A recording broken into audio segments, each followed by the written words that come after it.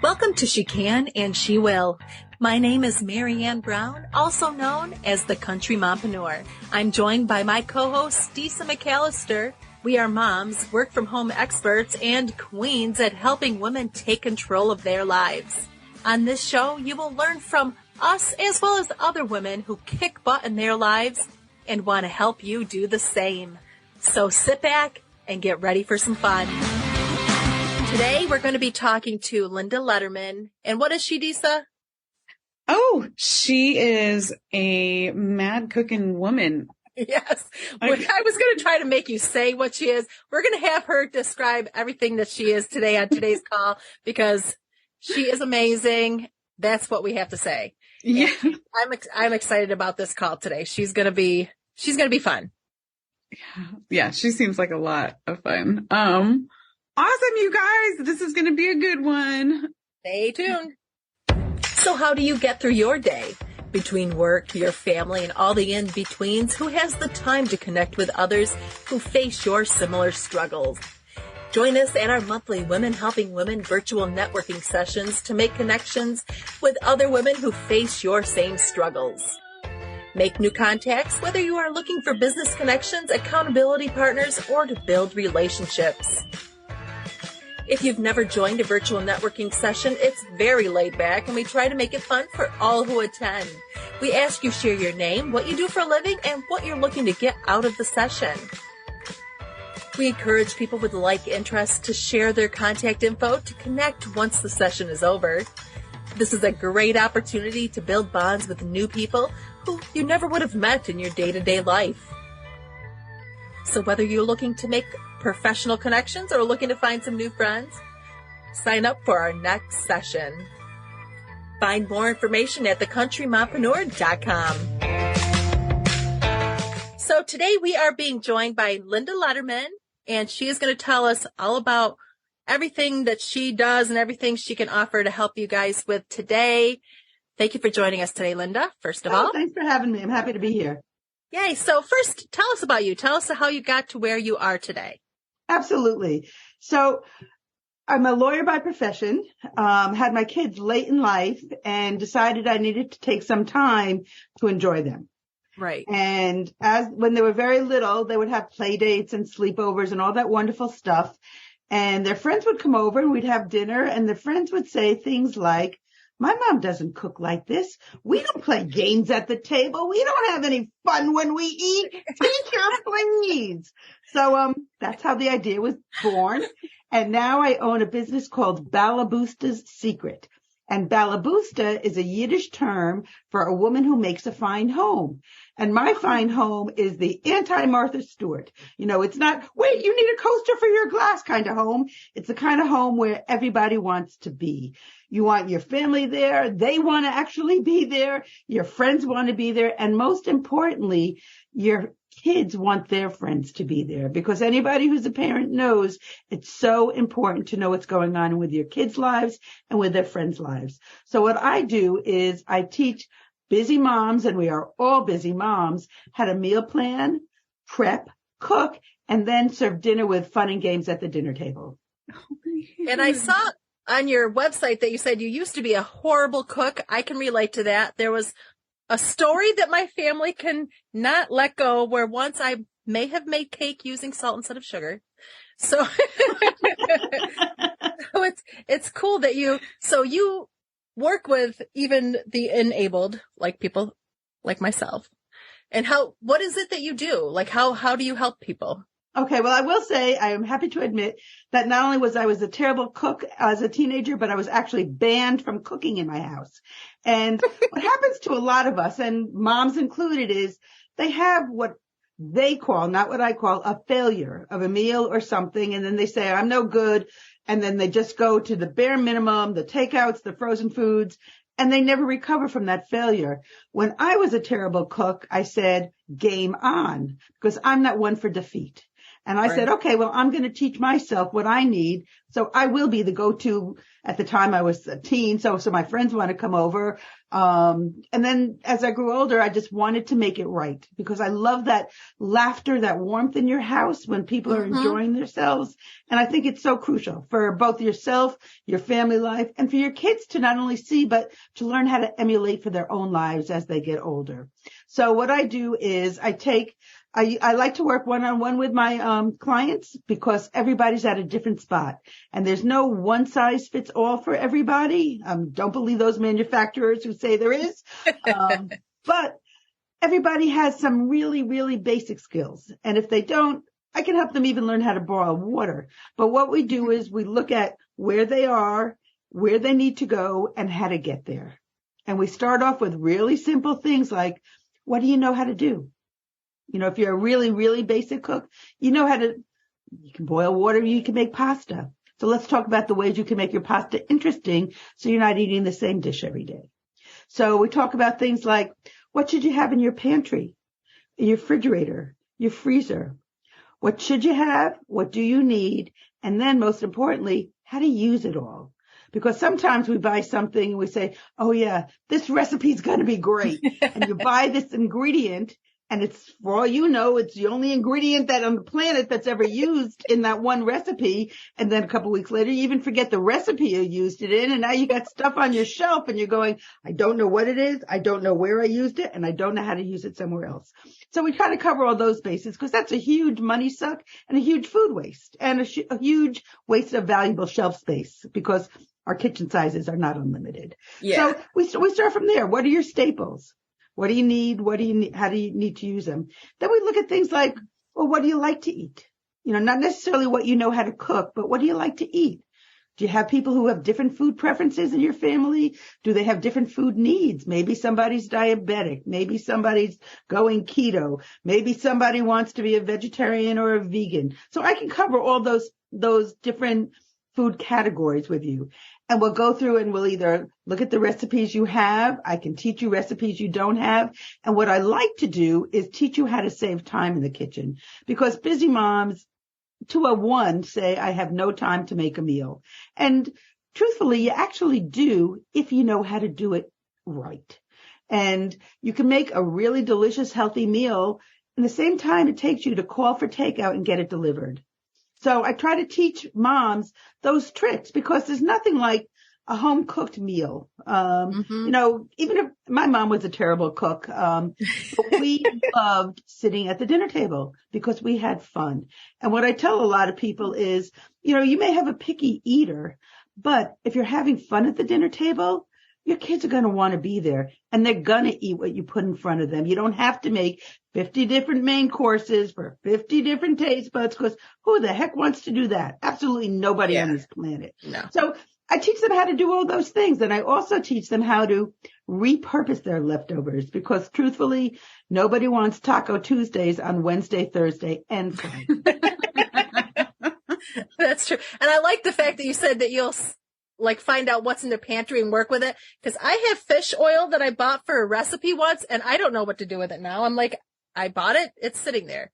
Like wow. I always thought fish oil was just in capsules you take for your health. It was some random recipe that TikTok came up and I'm like, oh, that looks delicious. And so I got all this stuff and now I have all of these. It took a tablespoon of a jar that's like, absolutely sauce jars. So you're like, what am I going to do with the rest of this? That was such a waste. So now you're talking about, you have some quick hacks to be able to get dinner on the table on a busy weeknight. What are some of the quick hacks that you Absolutely. I want to give everybody a really, really simple thing to do.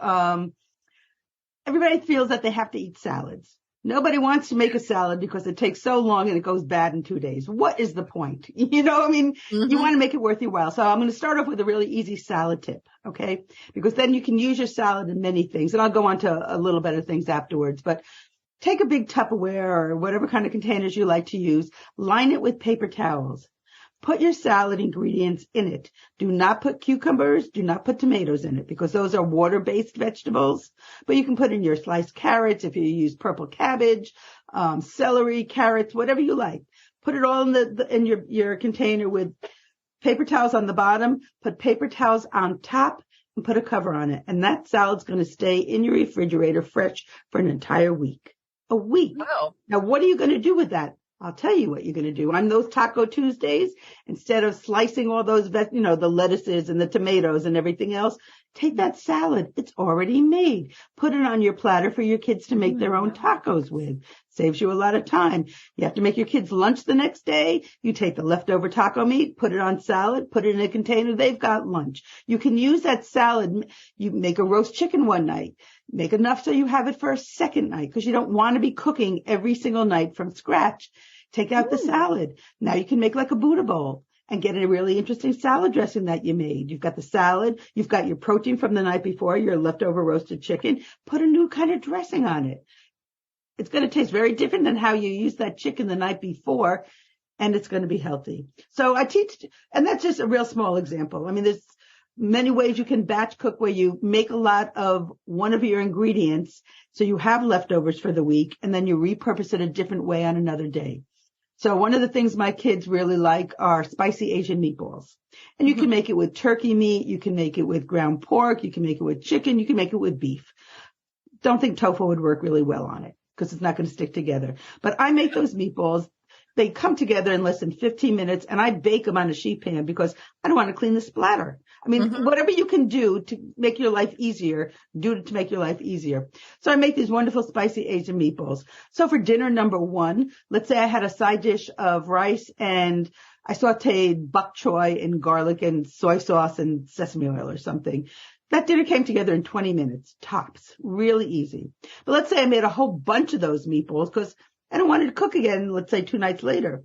I can take those meatballs, crunch them up, add a little Hoisin sauce in it. You don't even have to make it. You buy it at the grocery store. Put it in a lettuce leaf. Now you've got a lettuce leaf sandwich with Hoisin sauce, your delicious meatballs. And I would serve it with the same rice I made, but I would turn that rice into fried rice because the secret for making fried rice is you need day-old rice. So now you had a completely different dinner. You have done almost minimal amount of fuss. So these are the kind of things I teach my clients when I work with them. I want you to be my mom. Oh my God, I know. All of this sounds so tasty. I'm like, I want meatballs right now. I'm very hungry. All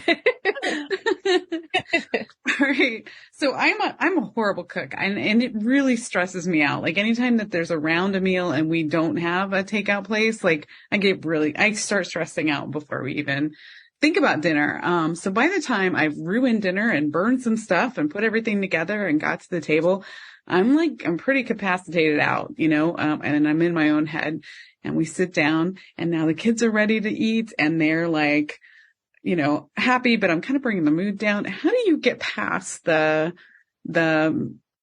how was your day part of dinner? Like, how do you kind of get past that? That's the kiss of death. How was your day, or what'd you do in school?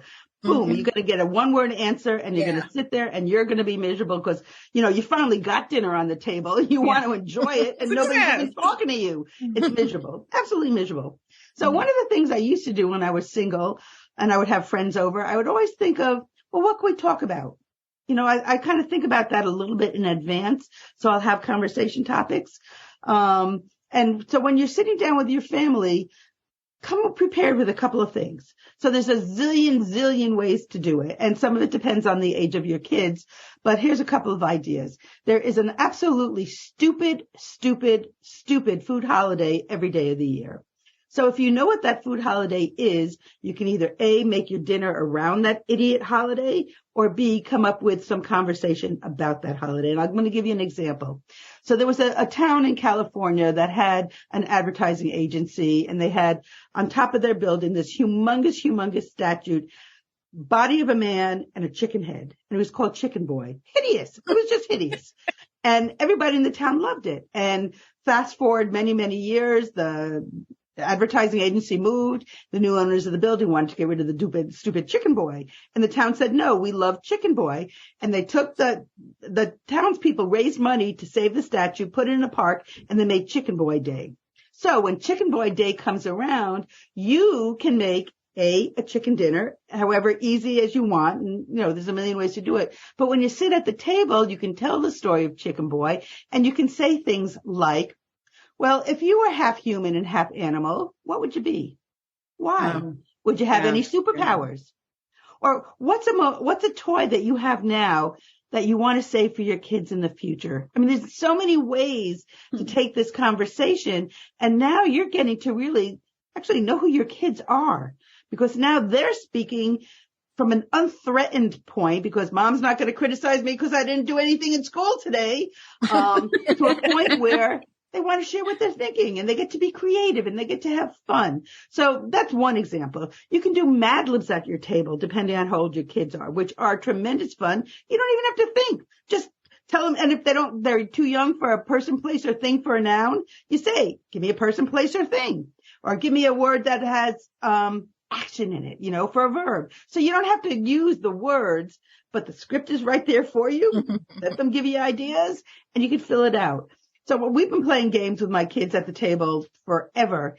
And it's to the point where they'll say, what are we playing tonight, Mom? Not always what's for dinner tonight, but what are we playing? And that's where you want to get your family, where everybody wants to be together at dinner time and they have fun. And then phones are not an issue. Technology is not an issue because you've made it fun.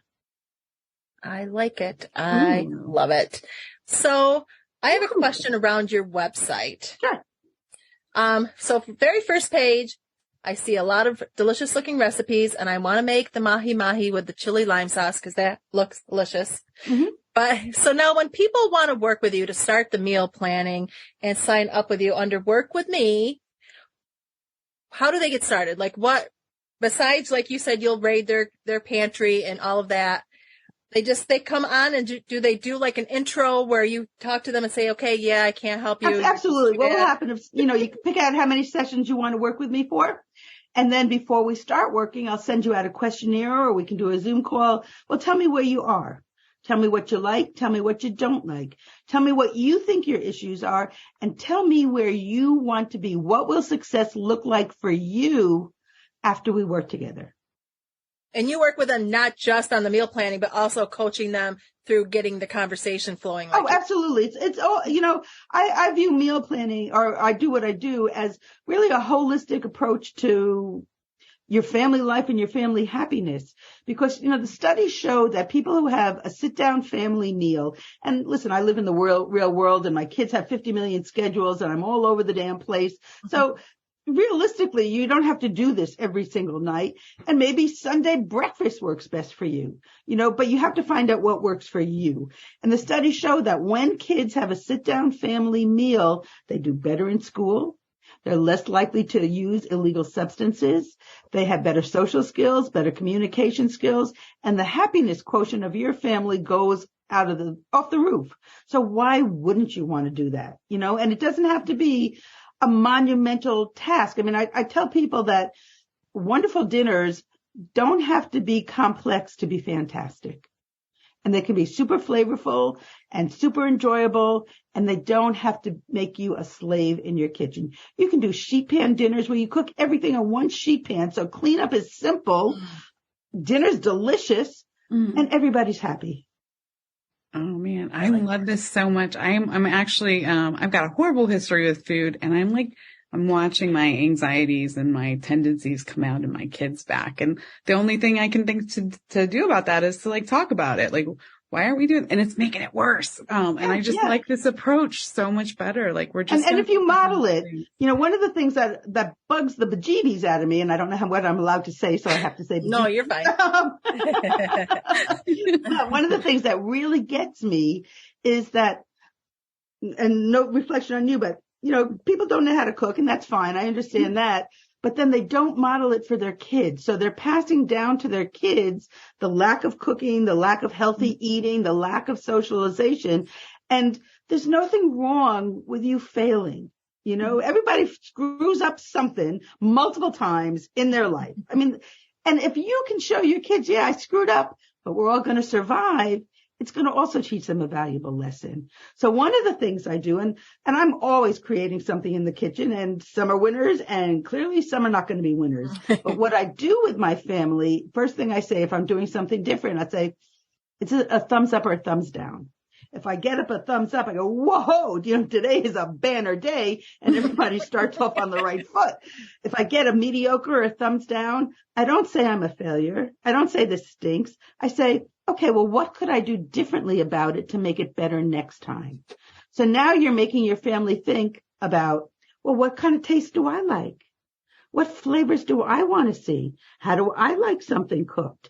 And now you're not only getting valuable feedback for yourself, but you're learning about your family and what's important to them. And then next time, add some of their suggestions in, whether it's good or bad, so they can see that they've been validated. You believe in what they want to say, and then we'll see if it's a success or not. So you can turn those, what you view as failures, into really great experiences that the family bonds over, and it's like they're rooting for you next time because, damn it, you're using their idea. Wow. My family roots for me that I don't set off the fire alarm. That means dinner was successful. Well, I absolutely love this. It just sounds like you are really helping families strengthen the structure of family bonds through cooking. And I just love that idea. That is. Oh, thanks. We're torn apart in so many different directions these days. Yeah. And it doesn't take a lot of effort to just bring them back in for those few moments that you have, because before you know it, they're all going to be out in their separate places and you will have lost that time. They come back, trust me. Okay, so this is our final question really of the day. What is your favorite way to stay organized? Ooh, favorite way to stay organized. In your office, you keep a lot of folders. So for my kitchen life to stay organized, I have my recipes organized in a certain way. I have my refrigerator organized in a certain way. And when I work with people, I teach them the kitchen organization as well, because it's a huge time saver. But I take these lucite bins and I'll put my sauces in my lucite bin. So I don't have to take 50 jars out to get to the one jar I need for whatever I'm cooking. I just lift the bin out, take what I want, put the bin back in. So great time saver, great organizational tip. For my spices, I have lots of spices, and I like to make spice blends, so I'm not reaching for 50 different spices to make my taco seasoning. And you can buy a taco seasoning too, and that would make your life easier. But you could also group your spices together and things that you always use together. Like I have a baking section, and I'm not a baker because you have to measure, and it's very exact and it's very neat. It's not me. But people who bake really, know what to do, but I still have baking goods. And so I put my cinnamon and my nutmeg and my mace, whatever, allspice, whatever I have, in a lucite container. And this way, when I bake, I just take out the container and then I can put it back in when I'm done. Ooh. I love it. We love everything about you, Linda. Everything. So tell us, the people that are listening that want to sign up with you, learn more about you, how they can reach out to you. Sure. My website is balaboostasecret.com, and if you can put it in the links, that would be great. Yep. I don't want to spell it for them. I have an ebook that they can sign up for called Easy One Dish Recipe Guide. And if they sign up for that, they will go on my emailing list. And so they'll get my newsletters every week with suggestions, sometimes recipes. I have a Facebook group, Easy Weeknight Dinners for Busy Moms, and we have tons of fun in there. We have some contests. I recently ran a bingo game in there where you got a bingo food card. And if you completed your card of really easy tasks, you got a done-for-you weekly meal plan with a grocery list and cooking recipes. So, and that's another service I offer. I should mention that not everybody wants to do all the legwork.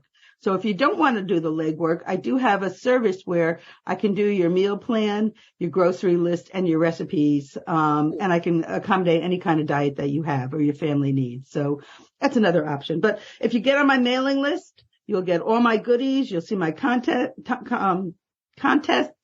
And if you go to my website, reach out to me where you can work with me. Awesome. Love it. Yeah. Fantastic, Linda. Thank you so much for joining us. It was a pleasure. You guys are wonderful, and you guys are doing a great thing. Great. Thank you. Thank you. Have a great day. Thank you for listening. For more information, join us at thepmagency.com.